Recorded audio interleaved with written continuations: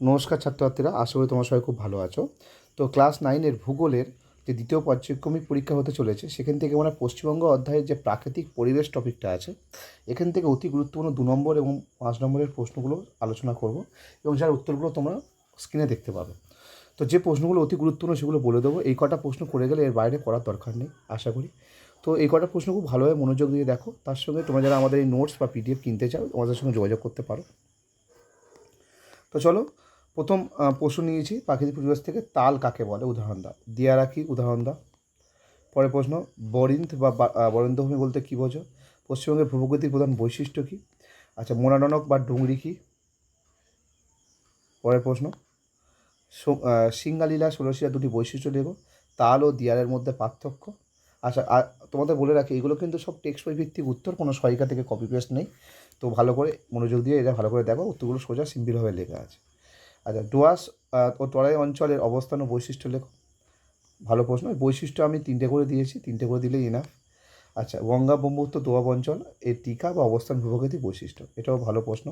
টিকা লেখো উপকূলীয় সমভূমি, অনেক পরীক্ষায় দেয় 3 নম্বরের জন্য, দিয়েছি। গাঙ্গেয় বদ্বীপ সমভূমি পৃথিবীর বৃহত্তম বদ্বীপ সমভূমি, ইম্পর্টেন্ট। পরের প্রশ্ন, আচ্ছা, উত্তরবঙ্গের বা পার্বত্য নদ নদীর নাম আর 5টি বৈশিষ্ট্য, এটা কিন্তু খুবই ইম্পর্টেন্ট। হয় সুন্দরবন দেবে অথবা উত্তরবঙ্গে দেবে, এইগুলো একটু ভালো করে দেখো, এই নদ নদীগুলোর বৈশিষ্ট্য আর নদীগুলোর নাম কী। আর 2-1টা নদীর গতিপথও দেখতে পারো, যেমন উত্তরবঙ্গের ক্ষেত্রে তিস্তা, ভালো করে পড়ো। মালভূমি অঞ্চলে নদীর নাম ও 3টি বৈশিষ্ট্য। সুন্দরবন অঞ্চলে নদীর নাম আর 5টি বৈশিষ্ট্য, ভালো করে পড়ো এটা। আচ্ছা, পরের প্রশ্ন খুব ইম্পর্টেন্ট, উত্তরবঙ্গের আর দক্ষিণবঙ্গের নদ নদীর মধ্যে পার্থক্য, খুবই গুরুত্বপূর্ণ। আচ্ছা, তো এটা প্রাকৃতিক পরিবেশ থেকে আমার নদ নদীতে ঢুকে গেছে। তো দেখো, তিস্তা নদীকে ত্রাসের নদী কেন বলা হয়, খুব গুরুত্বপূর্ণ প্রশ্ন। উত্তরের পার্বত্য অঞ্চলের ভূপ্রকৃতির 3টি বৈশিষ্ট্য লেখো। সুন্দরবন অঞ্চলের ভূপ্রকৃতি কৃষিকাজের জন্য উপযোগী নয় কেন, খুব ভালো প্রশ্ন। পশ্চিমবঙ্গের রাঢ় সমভূমির গুরুত্ব আলোচনা করো। পশ্চিমবঙ্গের উপকূলীয় সমভূমির বৈশিষ্ট্য। উত্তরের সমভূমিকে কয় ভাগে ভাগ করা হয় বা কী কী। সুন্দরবন অঞ্চলের নদীগুলির বৈশিষ্ট্য লেখো, এটা আমরা আগে লিখেছি, তাও ফের এখানে দিয়েছি 3 নম্বরের জন্য। দামোদর নদকে বাংলার দুঃখ কেন বলা হয়। আচ্ছা, পশ্চিমবঙ্গের নদীগুলির বহুমুখী গুরুত্ব।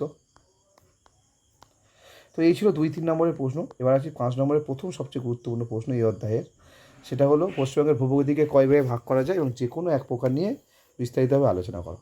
তো আমি প্রশ্নটা এখন লিখেছি, কিন্তু দেখো আমরা কি লিখেছি, পশ্চিমবঙ্গের ভূপ্রকৃতিকে 3 ভাগে ভাগ করা যায়। এখানে প্রথমে লিখেছি পশ্চিমের মালভূমি অবস্থান, উৎপত্তি আর ভূতাত্ত্বিক গঠন, ভূপ্রাকৃতিক বৈশিষ্ট্য এখানে কী কী আছে সেগুলো। আচ্ছা, এবার প্রধান প্রধান পাহাড় শৃঙ্গ কী কী আছে সেটা। তারপর এর ভূপ্রাকৃতিক 2টো উপবিভাগ আছে, একটা বড়ভূম, একটা পুরুলিয়া উচ্চভূমি, একদম স্টেপ বাই স্টেপ লিখে দেওয়া আছে। নদ নদী কী কী আছে এই। তো পরীক্ষার সময় তোমাদের এরকম প্রশ্ন আসতে পারে যে পশ্চিমের মালভূমি নিয়ে তোমাদের লেখো।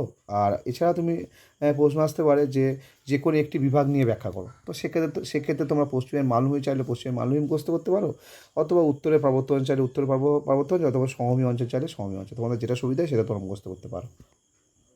এটা 3-এর জন্য দিয়েছি, 5-এর জন্য দিয়েছি। পশ্চিমবঙ্গে গঙ্গা নদীর গতিপথ, ভালো প্রশ্ন, 3-এ দেয় অনেক সময়, তো 5-এ আমি দিয়ে দিয়েছি।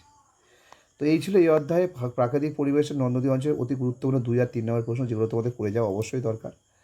এগুলো করলে আশা করি হয়ে যাবে। এর সঙ্গে যদি তোমাদের এক্সট্রা যদি কেউ কিছু করতে চাও, তাহলে ভাগীরথী আর তিস্তা নদীর গতিপথটা একটু ভালোভাবে পড়ে নিও, ব্যাস, আর দরকার নেই এখান থেকে। আশা করি ভিডিওটা ভালো লেগেছে।